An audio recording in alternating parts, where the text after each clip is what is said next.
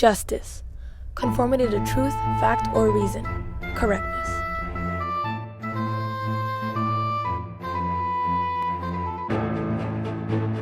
In the Hans Christian Andersen story, The Snow Queen, the devil makes a mirror that denies people's beauty and instead magnifies their ugliness. He has his minions fly it up to heaven in order to make a mockery of God and his angels. However, the mirror shatters before it can reach the heavens, sending its fragments all over the world, some no bigger than a grain of sand. If the mirror pieces get stuck in people's hearts, they freeze them over, causing them to become cruel and evil. If the fragments get stuck in people's eyes, they cause them to no longer see the beauty in the world, and only the ugly and disgusting. Years later, two kids, Kai and Gerda, are next-door neighbors. They are best friends and even have their own little garden. Kai's grandma tells them stories, such as the one of the Snow Queen, who is the leader of the snow bees, snowflakes that look like bees. She tells them that the Snow Queen is always where snowflakes gather the most. That night, Kai sees the Snow Queen outside his window, and she beckons him to come outside and join her. However, he is afraid of her and hides from her under his bed until she goes away. Come summertime, Kai gets a piece of mirror stuck in both his eyes and his heart. He becomes cruel to everyone, destroying his garden with Gerda and yelling at his grandmother. In the wintertime, he goes sledding and gets taken away by the Snow Queen. She kisses him once to numb him from the cold, and a second time so that he forgets his family and Gerda.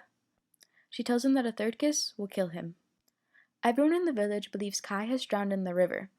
Gerda, however, doubts this theory and offers her shoes to the river in exchange for Kai's body. When the river does not accept her gift, she knows that Kai has not drowned and that he is somewhere out there, so she goes on a journey to look for him. Eventually, she comes across the Snow Queen's palace and discovers snowflakes guarding it. She prays the Lord's Prayer, and her breath takes the form of angels that ward off the snowflakes.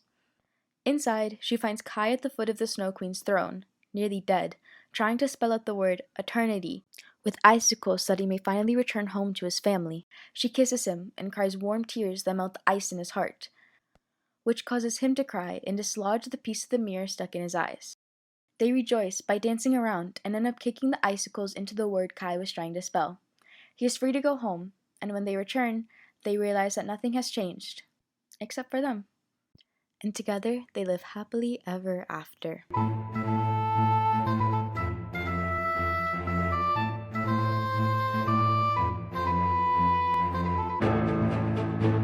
We have special guest Isabella Objio helping us decipher the motives of the Snow Queen. Hey guys, I'm Isa.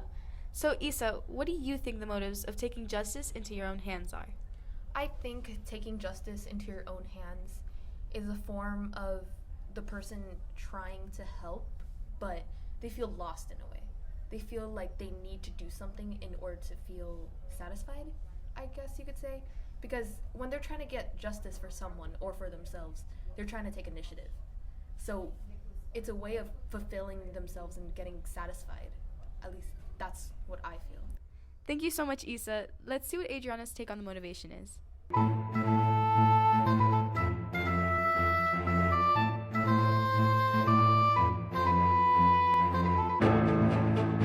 An 8-year-old Ohio boy saved himself and his older sister from a kidnapping attempt.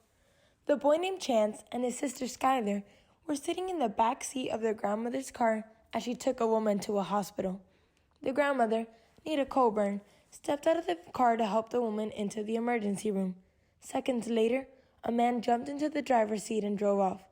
The little boy opened the door to escape, and Skylar started to jump out. But the man got the hoodie of the little girl, not allowing her to leave.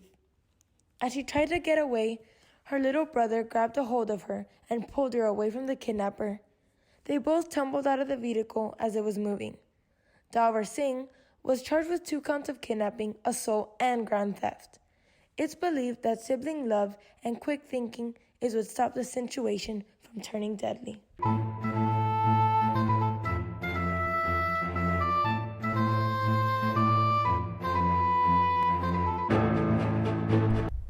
So that's the story of the Snow Queen and Chance and Skylar. In our next episode, we'll be discussing the dark tale of Red Riding Hood. I'm Annie Coiras. I'm Adriana Diaz. And I'm Lily Harrison, and this has been Once Upon a Crime.